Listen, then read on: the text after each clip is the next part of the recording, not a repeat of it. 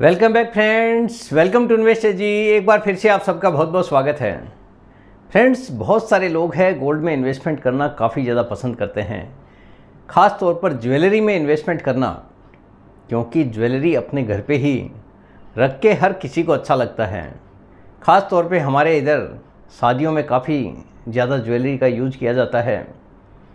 लेकिन मैं आज आपको बताने वाला हूँ कि इस समय आपको कौन सी ऐसी गलती है जिसको करने से पूरी तरह से बचना चाहिए, क्योंकि गोल्ड का भाव 1 लाख रुपए के आसपास पहुंच चुका है। पूरा डिटेल 1 बाय 1 मैं आपके साथ में शेयर करूंगा। सबसे पहले मेरा इंट्रोडक्शन, मेरा नाम है रविकांत शर्मा और मैं MP registered mutual fund distributor हूं। मेरा एमपी रजिस्ट्रेशन नंबर है ARN 138523। Employ unique ID number दिया है EUIN E234641। तो फ्रेंड्स, आप देख सकते हैं आज का जो मेरा मेन टॉपिक है, gold at the rate of 1 lakh. 10 ग्राम का प्राइस 1 लाख रुपया। Avoid these mistakes. कुछ ऐसी मिस्टेक्स हैं, कुछ ऐसी गलतियां हैं जिसको आपको करने से पूरी तरह से बचना चाहिए।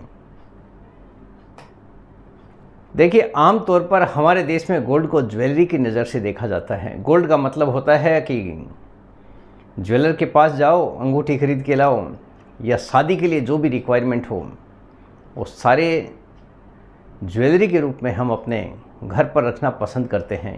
यानी घर में आगे आने वाले कई सालों में हो सकता है किसी न किसी की शादी हो, लेकिन जैसे ही भाव 1 लाख रुपए के आसपास पहुंचा है, हर किसी को ऐसा लगने लग गया है कि भाव और भी ज़्यादा ना बढ़ जाए, और ऐसे केस में बहुत सारे निवेशक हैं गलती कर बैठते हैं। यानी इसको एक इन्वेस्टमेंट के नज़र से लोग देखने लग गए हैं। जिस हिसाब से गोल्ड का प्राइस बढ़ा है, पहले खाली हमारे घरों में केवल शादी के समय ही गोल्ड की ख़रीदारी होती थी, लेकिन आज जिस हिसाब से प्राइस बढ़ रहा है, हर किसी को ऐसा लगता है कि काश मेरे पास भी गोल्ड होता। ऐसे केस में बहुत सारे निवेशक है ख़रीदारी करने में लगे हैं। अगर आप भी गोल्ड में निवेश करने के बारे में सोच रहे हैं तो कुछ ऐसी गलतियां हैं जिनको आपको करने से पूरी तरह से बचने की ज़रूरत है, अदरवाइज़ आप भी अपना काफ़ी ज़्यादा नुकसान कर बैठेंगे। अगर आप सोने के सिक्के खरीदते हैं, देखिए नॉर्मली हम लोग घर में रख के गोल्ड रखना काफ़ी ज़्यादा पसंद करते हैं।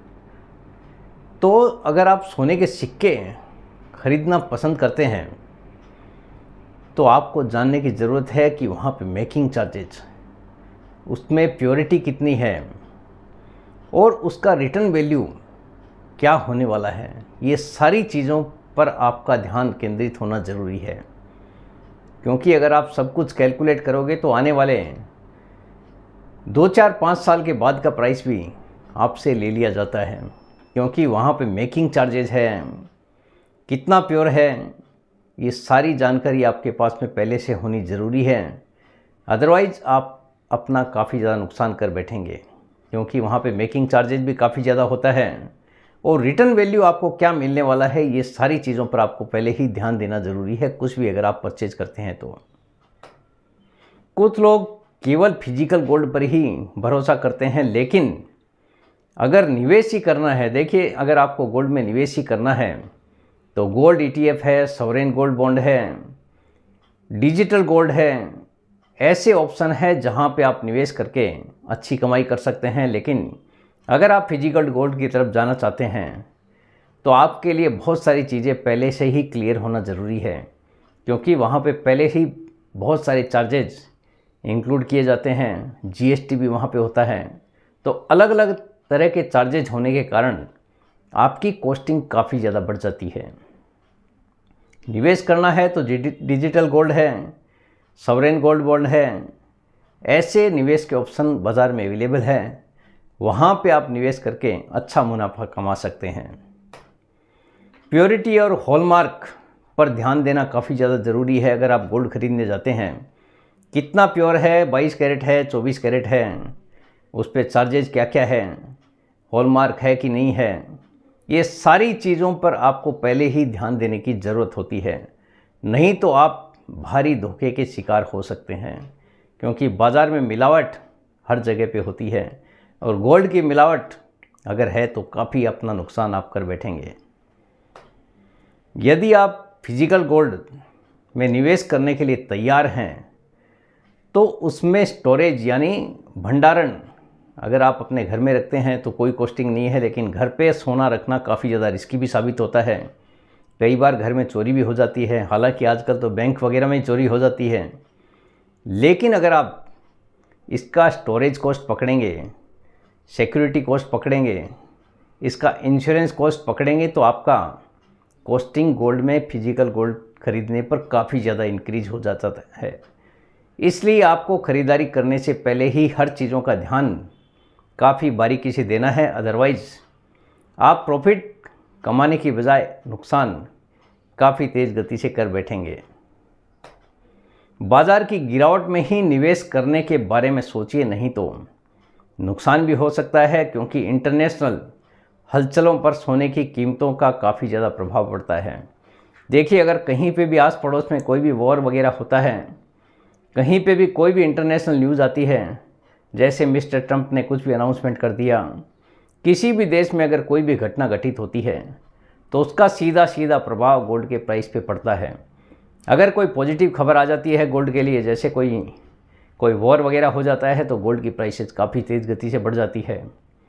और अगर गोल्ड के लिए कुछ नेगेटिव खबर आ जाती है तो गोल्ड के प्राइस काफ़ी तेज़ गति से गिर भी जाते हैं। यानी सारा खेल डिमांड और सप्लाई का है। अगर कहीं पे भी कुछ भी देशों में अगर लड़ाई झगड़ा होता है, ऐसे समय में बाज़ार में गोल्ड की कीमतें एक सेफ इन्वेस्टमेंट के रूप में देखी जाती है, जिसके कारण काफ़ी तेज़ गति से बढ़ जाती है। तो आप अगर कुछ भी निवेश करते हैं तो बाज़ार अगर करेक्ट होता है, यानी बाज़ार में अगर गोल्ड की कीमतों में गिरावट आती है, उस समय पे आपको निवेश करने की ज़रूरत है, ना कि ऐसे समय में जिस समय में बाज़ार काफ़ी तेज़ गति से गोल्ड की प्राइसों को ऊपर लेके जा रहा है। तो इस समय मेरे हिसाब से आपको निवेश करने से बचने की ज़रूरत है, क्योंकि अगर कुछ भी गोल्ड के लिए नेगेटिव न्यूज़ आ जाती है तो यहाँ पे बड़ा करेक्शन भी हो सकता है। तो जो भी आप निवेश करें काफ़ी सोच कर समझ कर ही करने की ज़रूरत है।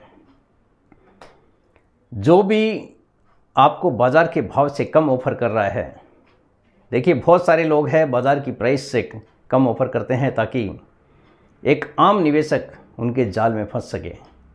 तो अगर आपको कोई भी बाज़ार के भाव से कम ऑफ़र कर रहा है, इसका मतलब वहाँ पे कुछ न कुछ मिलावट है, प्योरिटी होने की संभावना काफ़ी कम है। ऐसे जालसाजी से आपको पूरी तरह से बचने की ज़रूरत है, क्योंकि बाज़ार भाव से कम करना इसका मतलब आपका सीधा सीधा पूरी तरह से नुकसान होने की संभावना है। तो ऐसी कोई भी डील करने से आपको पूरी तरह से बचने की ज़रूरत है और लालच में बिल्कुल भी नहीं आना है, क्योंकि आने वाले समय में हो सकता है जैसे ही आपको पता चले तब तक आपका नुकसान वहाँ पे पूरी तरह से हो भी चुका हो। तो पूरी तरह से आपको सावधानी बरतने की ज़रूरत है। जो भी कम ऑफ़र करता है उसका मतलब आपकी डील वहाँ पे फर्जी हो सकती है। अगर आप पूरा पैसा बाज़ार में, जिस हिसाब से बाज़ार के भाव बढ़ रहा है गोल्ड का, अगर आप एक ही जगह पर निवेश करते हैं तो आपके लिए बिल्कुल भी सही नहीं है।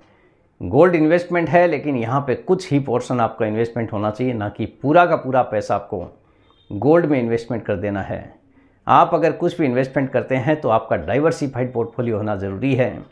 एक जगह पर अगर आपका इन्वेस्टमेंट है तो इसका मतलब आप अपना ही नुकसान कर बैठेंगे।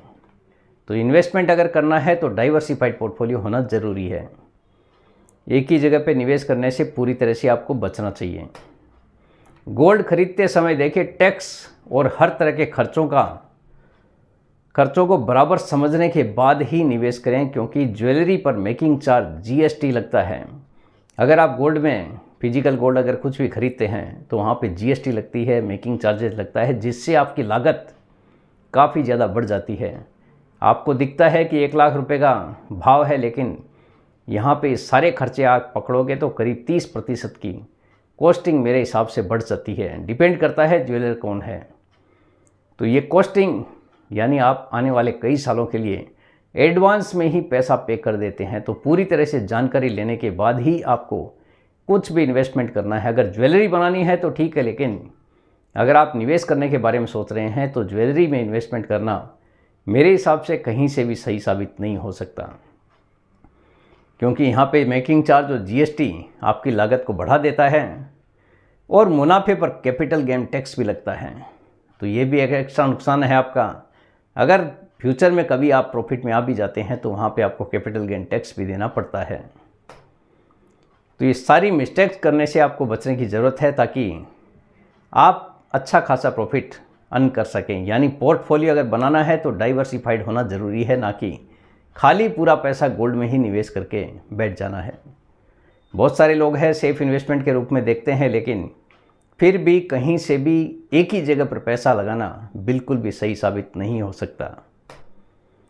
तो फ्रेंड्स, उम्मीद करता हूँ आपको आज का ये वीडियो पसंद आ गया होगा। वीडियो अगर पसंद आ गया, वीडियो को लाइक करना, शेयर करना बिल्कुल मत भूलिए।